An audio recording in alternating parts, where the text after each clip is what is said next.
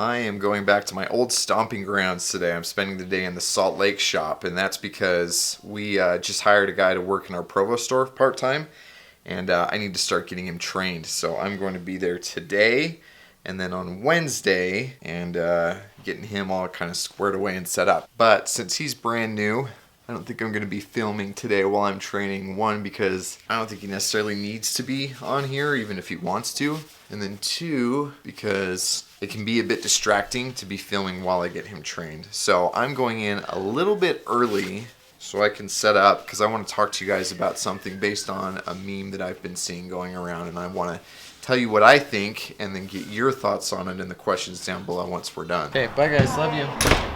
So there's a meme going around. Not that it hasn't been going around before, but I just saw it again today and it's kind of been bugging me. So if you haven't seen this, check this out.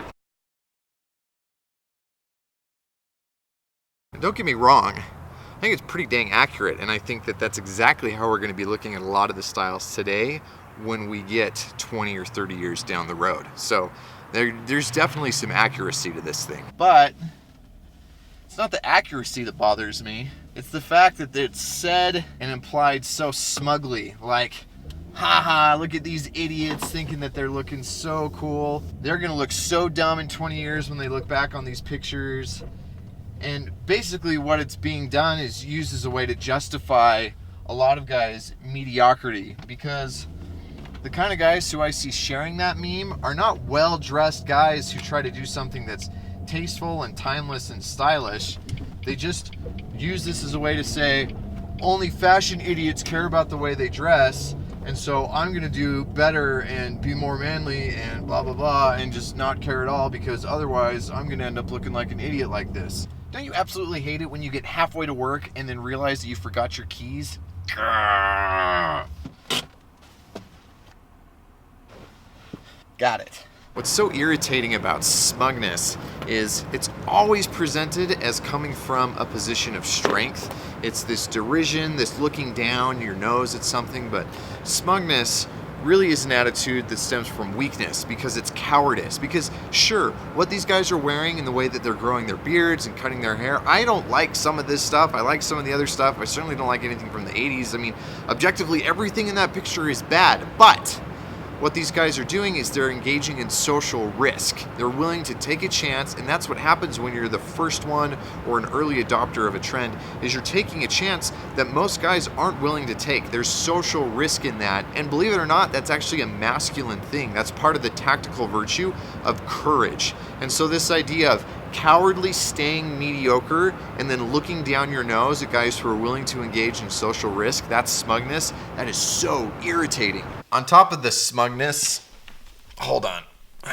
On top of the smugness and the cynicism and the cowardice, my other problem with this is that it's implying that somehow it's possible to have a timeless style, that you can somehow dress yourself in a way today that 40 years from now is not going to look outdated or ridiculous or silly. And when you think about it, that really only works within a very limited context of time, because tell me that somehow if you were to show up today wearing this, or this, or this, or this, or this, that you would not look outdated, that somehow this could be done in a way that would be timeless. And I mean, I don't know what style was like in ancient Rome, but I would imagine that based on it being a first world Western civilization, that styles changed every 10 years, and that somehow there were little differences in the way that their togas were styled or worn or designed that were up to date or were out of fashion. And to us, it doesn't mean anything because we're so far removed from that that it doesn't matter. And so the idea that a guy in 50 BC would be turning up his nose at the styles that were available in 20 BC because what was worn in 50 BC was somehow timeless or objectively better is really kind of funny if you think about it, right?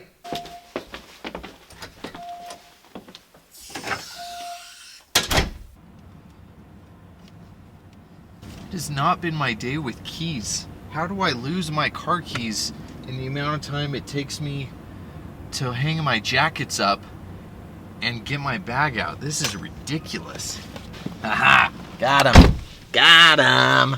So none of this is to say that you shouldn't be trying to embrace every single trend that comes up, because I don't think that that's the case. I think that there's definitely some room on this spectrum for timelessness and trendiness, because no, a suit didn't exist 300 years ago. That doesn't mean that you can't have a suit that looks good today and you look back at pictures 40 years from now and see those same pictures and think, that still looks good, because I can go back and I can see photos of Ralph Lauren in the 70s and it looks outdated, but it still looks awesome. So it's not to say that because you can't have something be completely and 100% timeless that you should try to avoid that altogether. But what I am saying is the fact that you can wear shorts today is because some trendy dude was willing to embrace social risk and decided that he was going to wear shorts instead of pants.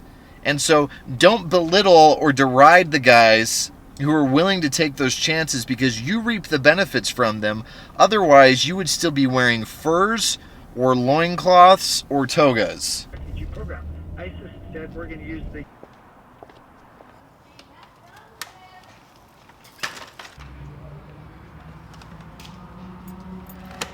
Okay, I am not doing this for the sake of making this video interesting. I am just way off my game today. Forgotten my keys twice, and then I forgot Birdie's blanket.